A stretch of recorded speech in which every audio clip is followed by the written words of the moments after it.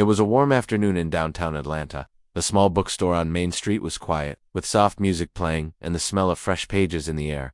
Alyssa James, a young woman in her early 20s, stood on a ladder fixing a special book display. Near the front window, the display was full of one book, Becoming by Michelle Obama. Alyssa smiled proudly as she carefully placed the last copy on the top shelf. She had always looked up to Michelle not just as a former First Lady, but as a strong, intelligent, and graceful black woman. Michelle's story gave Alyssa strength when life felt hard, especially when people looked at her differently because of her skin. Suddenly, the door opened with a loud jingle. A white woman with big sunglasses and a loud voice walked in. She was wearing a pink scarf, heels that clicked on the floor, and had the attitude of someone who believed the world owed her something. Her name was Karen Wallace, but people like her were often called Karens for a reason. She looked around, with a scrunched nose, and said loudly, "Do you have anything that's not political or dramatic?" Alyssa stepped down from the ladder and smiled politely. "Hi there. We have many sections: fiction, romance, history, and self-help. Is there something specific you're looking for?"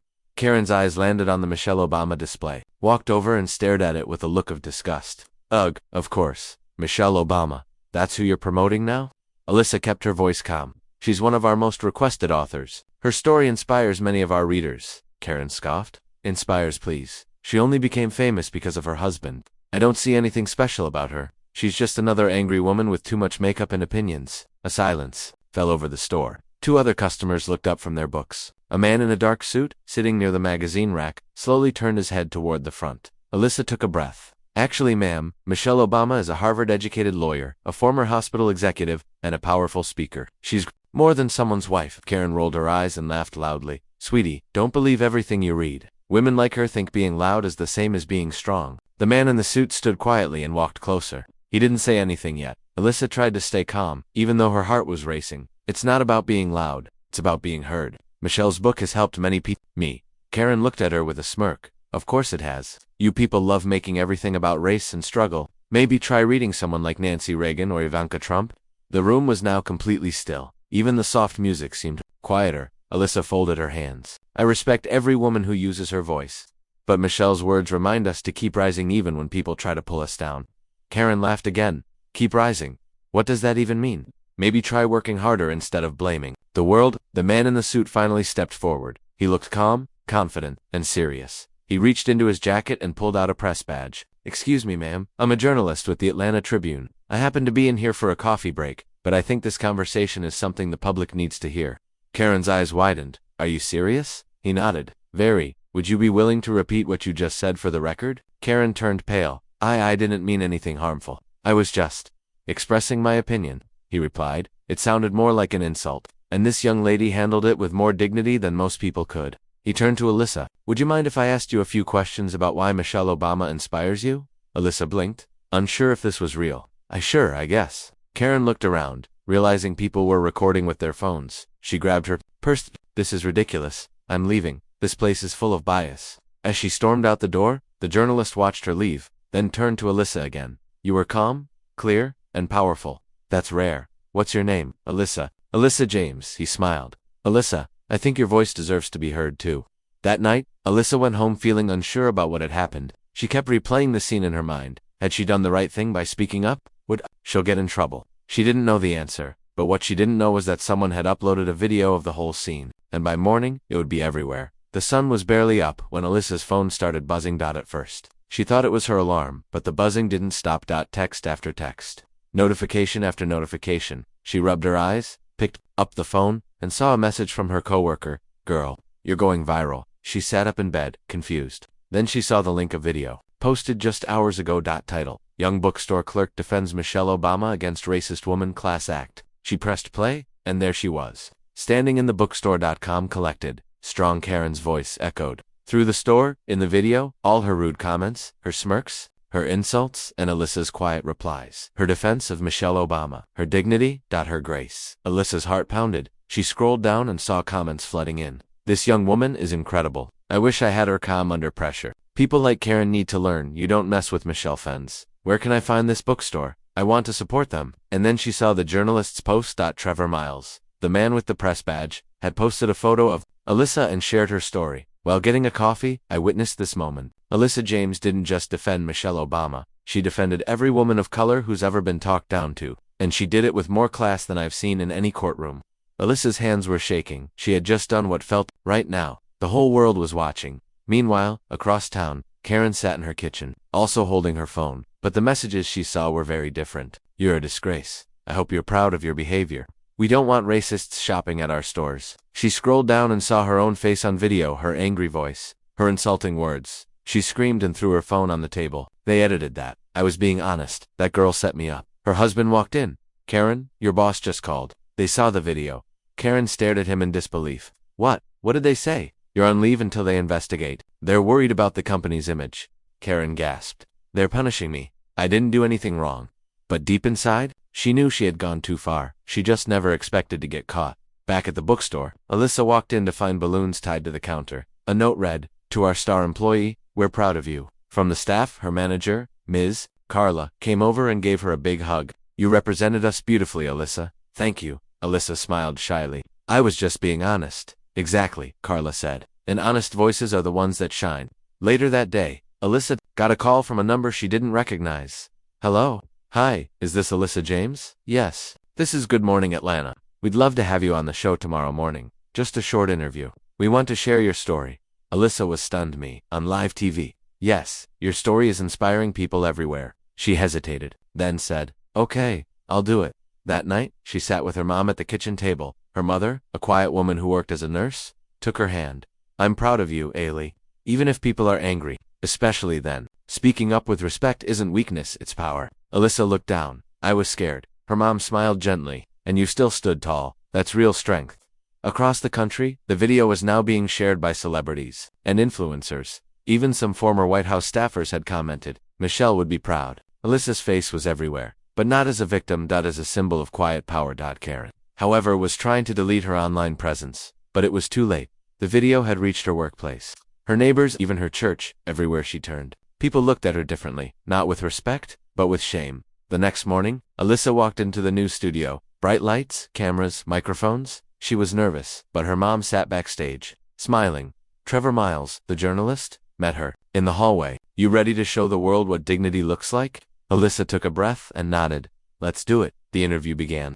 Today, we're joined by Alyssa James, the bookstore worker whose response to a rude customer has captured hearts nationwide. Alyssa smiled into the camera and said, I wasn't trying to go viral. I just didn't want people to forget that grace matters even when others are being unkind. Michelle Obama once said, when they go low, we go high. I tried to do that. The host smiled. You did more than that. You showed the world what real strength looks like. As the camera zoomed out and the credits rolled, people across the country sat watching, inspired, impressed, and ready to listen. But this story wasn't over yet, because while the world was lifting Alyssa up, Karen was planning her next move, and it wouldn't be pretty.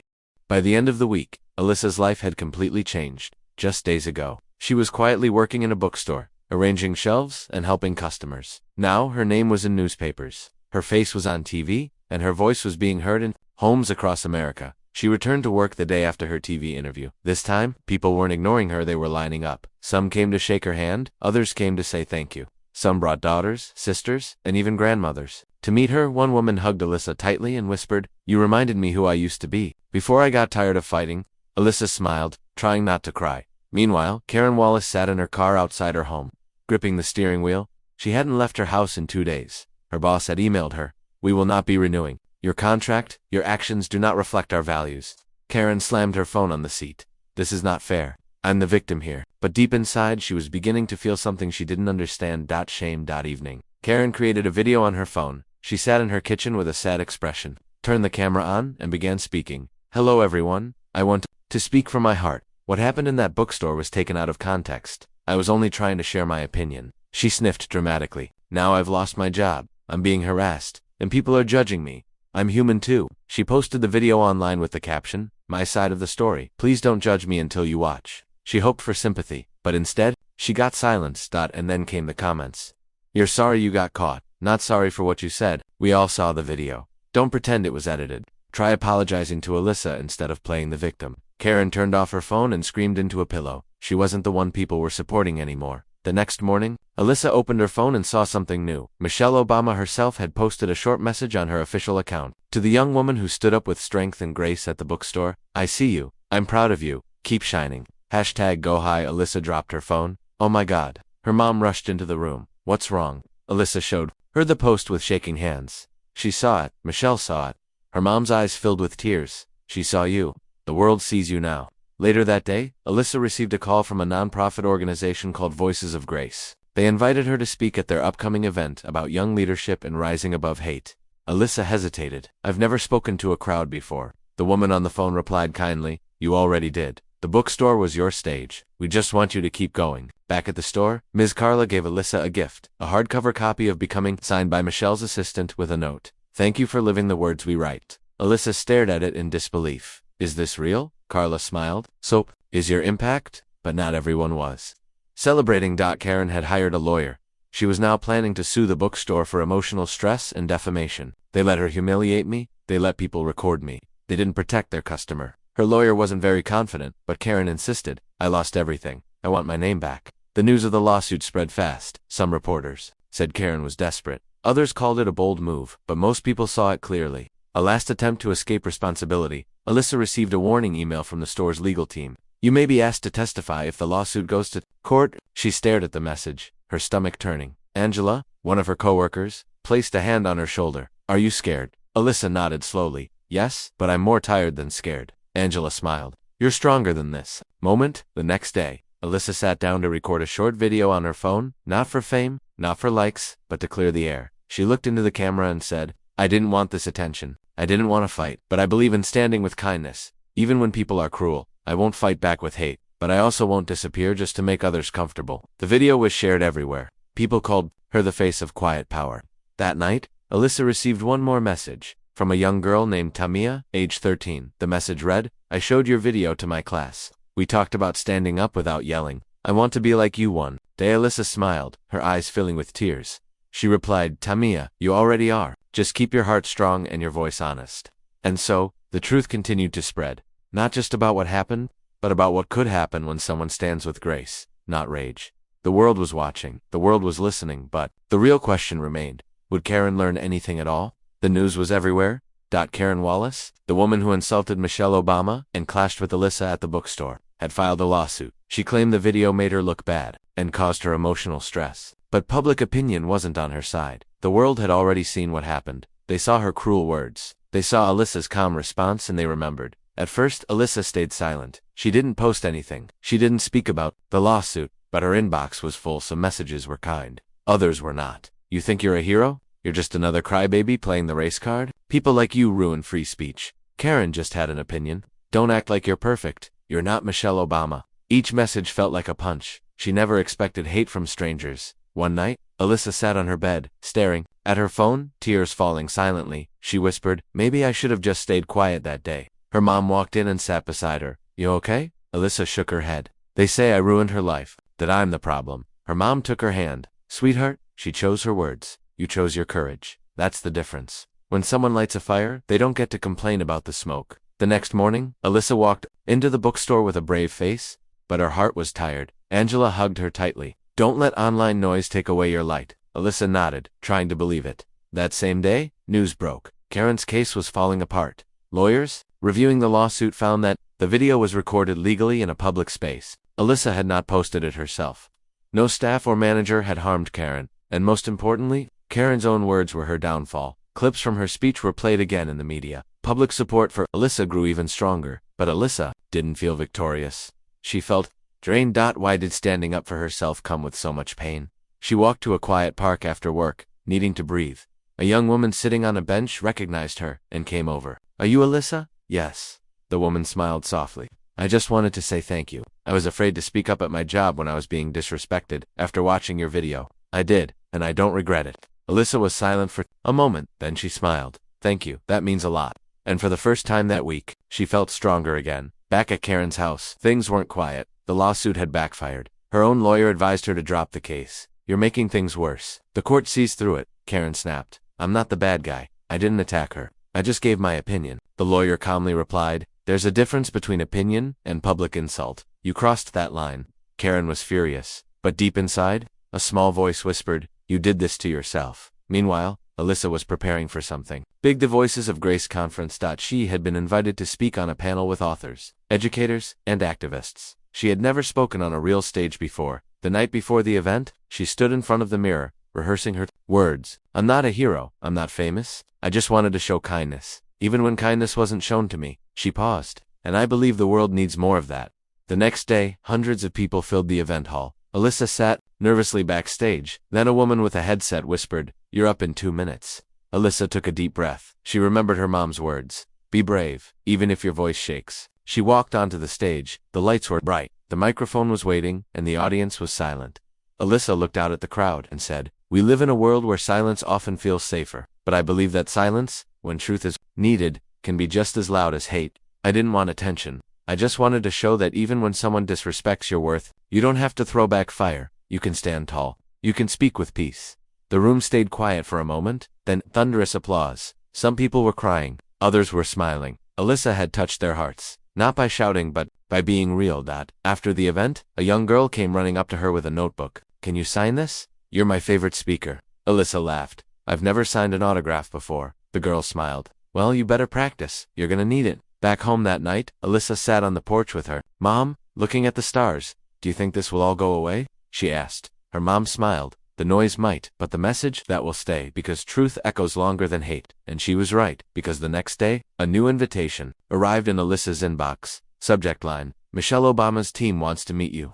The morning sunlight peeked through the curtains as Alyssa slowly opened her email. She had gotten used to messages from strangers, news reporters, and even small publishers. But this subject line made her heart skip a beat. Message from Michelle. Obama's team, urgent response requested. Her hands began to shake. She clicked it open. "Dear Alyssa, we've been following your story closely. Your calm, strength, and voice have touched many, including us. Mrs. Obama would like to personally invite you to a private youth leadership event in Washington, D.C. next month. We hope you can attend. Warmly." The becoming foundationalist sat in complete silence, staring at the screen. She whispered, "Michelle Obama wants to meet me." Her mom walked in with a cup of tea. "Everything okay?"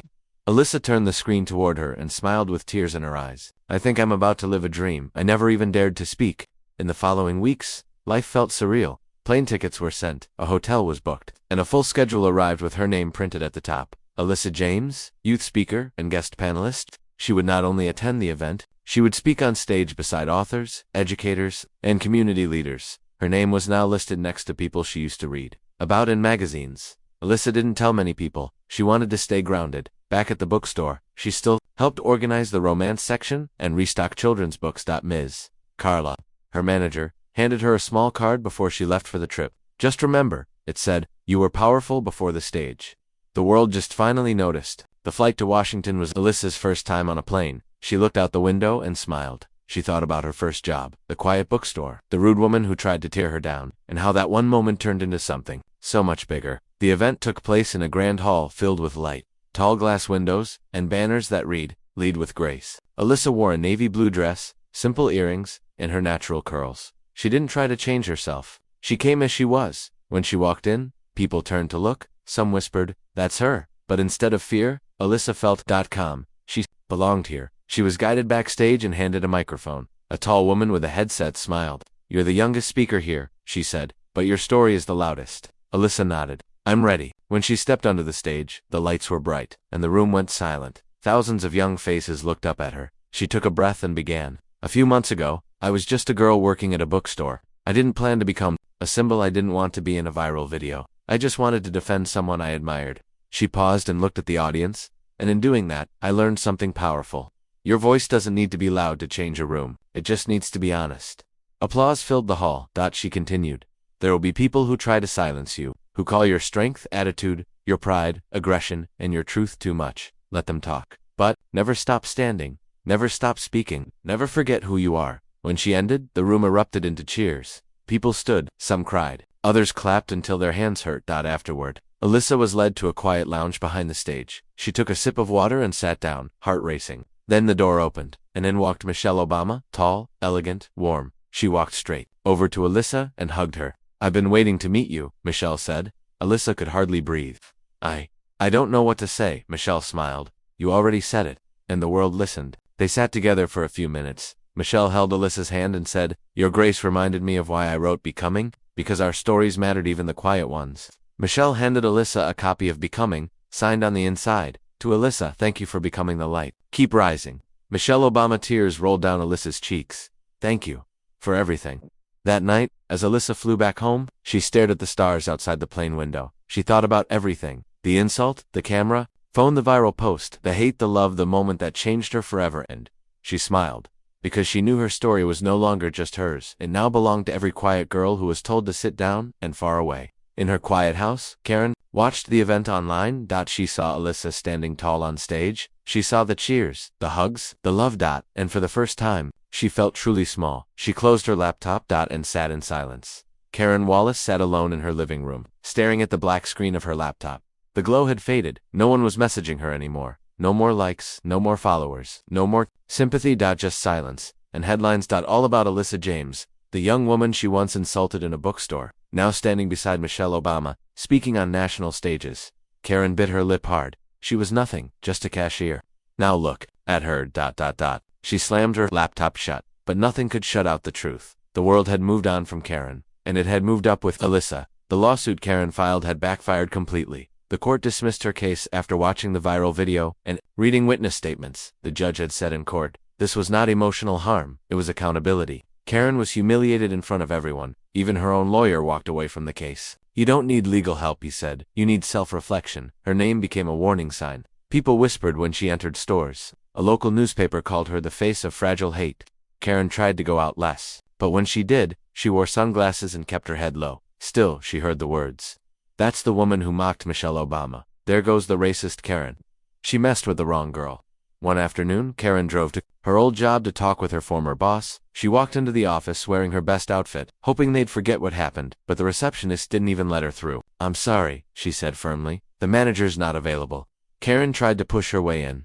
I gave years to this place. I made one mistake. The woman raised her eyebrow. It wasn't one mistake. It was who you chose to be. In public, Karen stood frozen, then turned around and walked out, her heels clicking loudly on the marble floor. Each step echoed like a reminder. You did this. Meanwhile, Alyssa returned from Washington, her world brighter than ever. The bookstore hosted a small welcome-back party for her. Customers brought flowers, letters, and hugs. Alyssa stood at the center, blushing, overwhelmed by the love. Angela raised a toast to Alyssa for turning one hateful moment into 1,000 moments of hope. Everyone clapped, but Alyssa raised her hand gently. I'm grateful, but I'm also still learning. I never asked for this spotlight, but now that I have it, I want to use it. Not to fight back, but to lift others who feel invisible.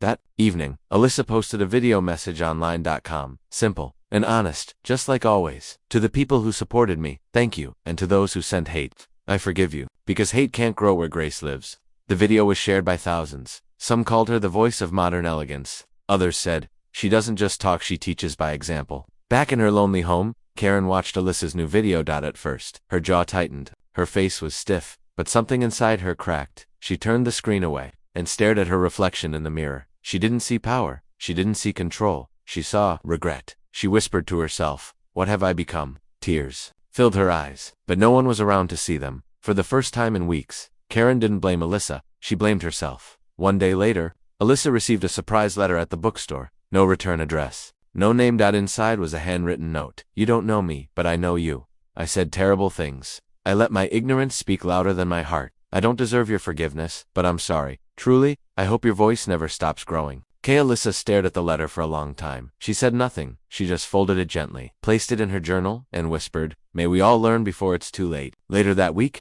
Alyssa was invited to help launch a new project, Books and Bravery, a youth reading program focused on teaching confidence, equality, and kindness. She accepted the offer with joy. At the first school visit, a little boy asked her, were you scared when that lady was mean to you? Alyssa smiled. Yes, I was, but I didn't let the fear decide how I answered. The boy grinned and said, you talk like a superhero. Everyone in the room laughed. But in that moment, Alyssa knew. Maybe she didn't wear a cape, but she was making a difference. And far from the bright lights and applause, in a quiet kitchen, Karen sat with a blank notebook. She opened it and wrote one sentence at the top. Change begins where ego ends. Maybe, just maybe, she could become someone better. But for now, she had a lot to unlearn. It was a bright spring morning in Washington, D.C. Alyssa stood in front of a tall building lined with white columns and American flags. The building wasn't just any office, it belonged to the Obama Foundation. Her palms were sweaty. She smoothed her dress and checked her reflection in the glass door. Okay, Alyssa, she whispered to herself. You've come this far. Just be yourself. Then the doors opened. Inside, a staff member greeted her with a warm smile. Welcome, Miss James. Mrs. Obama is excited to meet you today. Those words made Alyssa's stomach flip. She followed the assistant through long hallways filled with photos. Pictures of Michelle Obama in schools, at hospitals, hugging children, and reading books. Every image seemed to whisper, "Strength doesn't shout, it stands." Finally, the assistant opened a door to a quiet, sunny office. And there she was, Michelle Obama, tall, graceful, and smiling. She stood up and walked over to Alyssa like an old friend. "You're even more beautiful in person," Michelle said, kindly. Alyssa's heart nearly stopped. I don't even know what to say." Michelle held her hand. "You've already said so much. And you said it with grace." They sat down on soft chairs, tea placed in front of them. For the next hour, they talked not about fame, or politics, or going viral, but about dignity, family, and being a young black woman in today's world. Alyssa shared how she almost quit her job after the incident, how the hate online made her cry, how the love gave her courage. Michelle listened closely. Then she said, "You remind me of myself at your age, and sure, but still standing. That's where greatness begins. When we stand before we believe we can." Then Michelle leaned in and handed Alyssa a sealed envelope. "This is a letter of recommendation from me. Whatever you want to do next, college, writing, public work, this might help." Alyssa gasped. "Ma'am, this is too much." Michelle shook her head gently. "You gave the world a lesson. The least I can do is help you write your next chapter." Later, as Alyssa left the building, she looked up at the sky, her eyes filled with quiet tears, not from pain, but from pride. Not long ago, she was just the girl at the bookstore. Now she was someone girls looked up to. When she returned home, her entire neighborhood gathered to celebrate. Neighbors brought food, signs, and music. A group of kids from the local school had drawn pictures of Alyssa with capes and crowns. One said, "Queen of Calm." Another read, "My hero with a book." Alyssa spoke to the crowd, her voice clear and soft. "I never wanted to be famous. I just wanted to be heard with respect. And if I've done that, then maybe I've already won." Meanwhile, across town, Karen sat alone once again. Her online apology had been ignored. Her friends were distant. Her career was frozen. But she did something she never thought she'd do. She logged onto a live stream of Alyssa's latest school talk. As she watched the young woman speak about turning pain into purpose, something inside Karen shifted. She closed her laptop, looked out the window, and whispered, "I've got work to do." A few weeks later, Alyssa received another message, this time from a major publishing house. They had watched her journey, read her blogs, and seen her school speeches. Their offer was simple. "Would you like to write a book?" Alyssa stood frozen in her bedroom, staring at the email. Angela, her friend and co-worker, jumped up and screamed, "Girl, you better say yes." That night, Alyssa sat at her desk. She opened her journal, the same one where she had saved Karen's apology letter, and wrote the first sentence of her new book. It all started with a quiet voice, a hateful comment, and a choice to rise instead of fall. Outside her window, the stars looked brighter. She smiled and said softly, "I'm not done yet." The smell of paper, ink, and fresh coffee filled the bookstore where it all began. Only this time, Alyssa wasn't behind the counter. She was standing at the front table next to a tall stack of books. Her book's title, Grace in the Fire, A Quiet Girl's Journey.